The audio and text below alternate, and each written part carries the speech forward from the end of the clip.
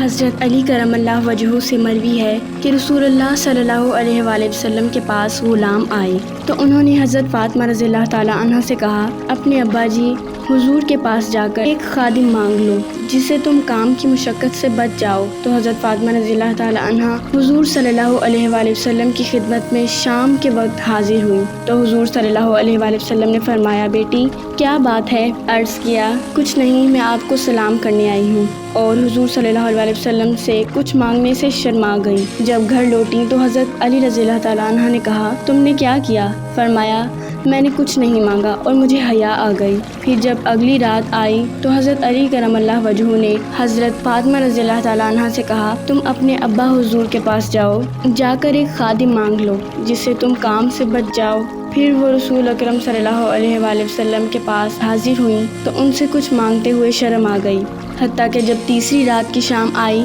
تو ہم دونوں اکٹھے نکلے، یہاں تک کہ رسول اللہ صلی اللہ علیہ وآلہ وسلم کی خدمت میں حاضر ہو گئے تو حضور صلی اللہ علیہ وآلہ وسلم نے دریافت فرمایا، تم کس سبب سے آئے ہو؟ تو حضرت علی رضی اللہ تعالیٰ عنہ نے کہا، یا رسول اللہ، ہم پر کام کی مشقت ہے، اس لیے ہم نے ارادہ کیا ہے کہ آپ ہمیں ایک خادم عطا فرمائیں جس سے ہم کام کی مشقت سے بچ جائیں۔ تو رسول اللہ صلی اللہ علیہ وآلہ وسلم نے ان سے فرمایا کہ میں تم دونوں کو ایسی چیز بتاؤں جو تمہارے لیے سرخ اونٹوں سے بہتر ہو؟ حضرت علی کرم اللہ وجہہ نے عرض کیا، یا رسول اللہ، ہاں۔ فرمایا، تکبیرات، تسبیحات اور تحمیدات 100 مرتبہ جب تم سونے لگو تو تم رات 1000 نیکیوں پر گزارو گے، اور اسی طرح صبح کے وقت کرو تو تم 1000 نیکیوں پر اٹھو گے۔ حضرت علی کرم اللہ وجہہ فرماتے ہیں، جب سے میں نے یہ عمل رسول اللہ صلی اللہ علیہ وآلہ وسلم سے سنا ہے تب سے میں نے اسے کبھی نہیں چھوڑا، مگر جنگ صفین والی رات، کیونکہ میں اسے بھول گیا، یہاں تک کہ رات کے آخر میں مجھے یاد آیا تو اسی وقت پڑھ لیا۔